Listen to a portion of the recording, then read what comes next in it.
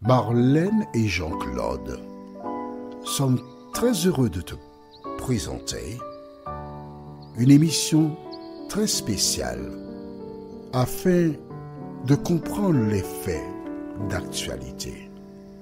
Merci pour ta fidélité. C'est toujours avec bonheur que je te retrouve. Tu vois, j'ai hâte de partager avec toi ce thème. Le thème global est connaître Dieu. Aujourd'hui, nous étudierons Dieu sur terre, numéro 3. Nous avons vu, rappelle-toi, dans Genèse chapitre 16, Dieu envoya un ange vers Agar afin de l'aider et sauver sa vie. Ensuite, dans Genèse 20, nous avons vu que Dieu s'est adressé à Abimelech dans un songe. Aujourd'hui, nous verrons Dieu sur terre, numéro 3, une rencontre de l'Éternel avec Moïse. Juste avant, rappelle-toi que la référence est Exode chapitre 3. Exode 3, les versets 1 à 10. Exode 3, les versets 1 à 10. Juste avant, prions.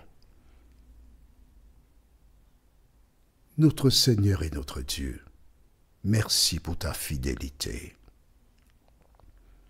Merci pour ta présence dans nos cœurs et dans nos pensées. Cet esprit, alors que nous nous apprêtons à ouvrir le Saint-Livre, merci de nous visiter, nous éclairer et nous conduire dans toute la vérité. Cette grâce, nous te la réclamons au nom de Jésus pour ta gloire éternelle. Amen. Moïse s'est retrouvé dans un désert suite à une situation particulière. Il est gardien du troupeau de son beau-père, Jéthro, et après près de 40 années, bon et loyaux service, l'Éternel se présente. Prenons la Bible au livre d'Exode, chapitre 3. Exode, chapitre 3. Et nous lisons les versets 1 jusqu'au verset 10. Exode 3, versets 1 à 10 déclare: Moïse faisait paître le troupeau de Jéthro, son beau-père, prêtre de Madian, et il mena le troupeau derrière le désert et vint à la montagne de Dieu, à Horeb. L'ange de l'Éternel lui apparut dans une flamme de feu au milieu d'un buisson. Moïse regarda et voici, le buisson était tout en feu et le buisson ne se consumait point. Tu vois, au départ, c'est l'ange qui vient. Et le buisson donc a des feuilles vertes. Il y a un feu, un gros boucan dans le buisson et les feuilles demeurent vertes. Verset 3. Moïse dit: Je veux me détourner pour voir quelle est cette grande vision et pourquoi le buisson ne se consume point. L'Éternel vit qu'il se détournait pour voir, et Dieu l'appela du milieu du buisson et dit: Moïse, Moïse. Et il répondit: Me voici. Dieu dit: N'approche pas d'ici. Ôte tes souliers de tes pieds, car le lieu sur lequel tu te tiens est une terre sainte. On s'arrête ici. Est-ce que tu te rappelles lorsque nous avons lu le récit d'Agar et l'ange? l'ange n'a pas dit à Agar d'enlever ses chaussures. Est-ce que nous sommes d'accord? D'accord. Il a seulement dit ce qu'il y avait à dire, c'est tout, point. Mais là, nous voyons que c'est un autre niveau. Alors, certaines personnes diront, oui, mais Dieu, il ne l'a pas vu physiquement, donc Dieu n'est pas venu sur terre. Ne t'en fais pas. J'ai quelque chose pour toi. Toi qui veux rester dans cette position. La prochaine étude, je vais te donner le verset qui va te faire rester tranquille. Alors, il lui dit, ôte tes souliers. Car le lieu sur lequel tu te tiens est une terre sainte. Et il ajouta, je suis le Dieu de ton père, le Dieu d'Abraham, le Dieu d'Isaac et le Dieu de Jacob. Moïse se cacha le visage, car il craignait de regarder Dieu. Ah! Donc il y avait quelque chose qui était là que Moïse voyait, puisqu'il craignait de le regarder. Moïse avait entendu de ses parents qu'il y avait un Dieu, le Dieu d'Abraham, d'Isaac et de Jacob, parce que ces derniers répétaient cela assez souvent.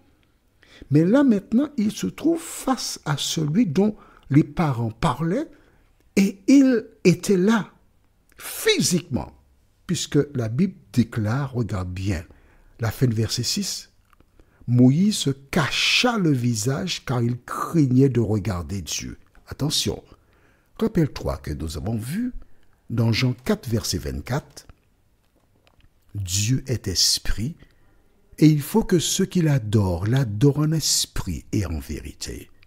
Donc Dieu étant esprit, tu ne peux pas voir un esprit, mais il peut prendre la forme qu'il désire pour se présenter à toi. On est d'accord? Verset 7. L'Éternel dit, j'ai vu la souffrance de mon peuple qui est en Égypte, et j'ai entendu les cris que lui font pousser ses oppresseurs, car je connais ses douleurs. Je suis descendu pour le délivrer de la main des Égyptiens et pour le faire monter de ce pays dans un bon et vaste pays, dans un pays ruisselant de lait et de miel, dans les lieux qu'habitent les Cananéens, les Hétiens, les Amoréens, les Phérésiens, les Éviens et les Jébusiens. Regarde bien, il n'a pas dit dans le pays des, il a dit dans le pays qu'habite. Tu habites dans une maison, mais ce n'est pas ta propriété. On est d'accord? Tu es locataire. On est d'accord? Pourquoi? Ce pays appartenait à Abraham. Et quand Jacob et ses fils descendirent en Égypte, ils y passèrent 430 ans. Donc, ils sont partis et ils étaient descendus voir Joseph et pendant qu'ils y étaient, ils ont vécu des expériences, des enfants sont nés, d'autres sont morts et une fois le moment venu, Dieu a dit au peuple de laisser l'Égypte pour aller vers le pays. Et c'est pourquoi Dieu dit à Moïse, je t'emmène là où ils habitent, mais ce n'est pas leur propriété. Est-ce que c'est clair pour toi? Si tu as une question, tu as mes coordonnées téléphoniques. D'accord? Alors, il dit, je suis descendu. S'il a dit, je suis descendu, c'est qu'il était en haut et qu'il est venu sur terre. Donc, quand des gens te disent que Dieu ne peut pas venir sur terre, tu leur dis que c'est un mensonge. Et que Jean-Claude m'a donné une référence où Dieu est descendu physiquement sur terre. Ses pieds ont touché le sol. C'est ce que nous verrons dans notre prochaine étude. Au verset 10, maintenant, va. Je t'enverrai auprès de Pharaon et tu feras sortir d'Égypte mon peuple, les enfants d'Israël. Est-ce Moïse qui a fait sortir le peuple? Non. Moïse n'a été qu'un exécutant, parce que c'est l'Éternel qui l'accompagnait. Toi aussi, quelles que soient les difficultés que tu rencontres, quels que soient les soucis dans ta vie, rappelle-toi, Jésus déclara dans Matthieu 28, verset 20. Tu peux écrire cela aussi, mais aussi. Mais l'idéal, c'est de lire la Bible régulièrement comme moi. Je la lis chaque année. Depuis plus de 25 ans, chaque année, je lis la parole de Dieu. Et c'est ainsi que le Saint-Esprit me permet de retenir les références et de mieux connaître Dieu. C'est bon? Dans Matthieu 28, verset 20, voilà ce que dit Jésus. Et voici, je suis avec vous tous les jours, jusqu'à la fin du monde. Quelle belle promesse! Lorsque nous avons l'esprit que Jésus ou Dieu accompagna Moïse devant Pharaon, nous connaissons le résultat. Alors ce Dieu peut faire de même pour nous. La question que je te pose, qui était là? Nous avons vu l'Éternel. Rappelle-toi, nous avons vu que Melchisédek et Jésus étaient semblables à Melchisédek. Alors qui était là? Dieu le Père, Jésus ou le Saint-Esprit? Ce n'est pas important de savoir lequel qui était là. Ce qui est important, c'est de savoir que toutes les fois que nous avons des difficultés, nous ne sommes pas seuls parce que Dieu nous accompagne. Prions. Notre Seigneur et notre Dieu, merci. Merci pour ta présence. Merci parce que, effectivement, tu nous dis que tu es avec nous tous les jours jusqu'à la fin du monde.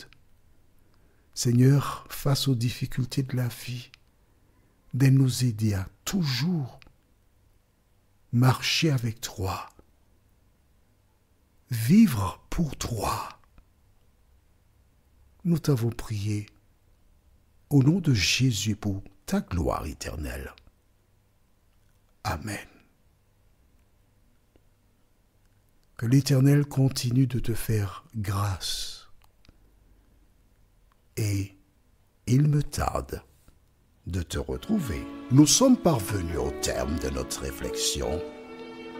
Si d'aventure tu as une question, il te suffit d'envoyer un message par le biais de WhatsApp au numéro suivant, plus 596 696 88 93 93.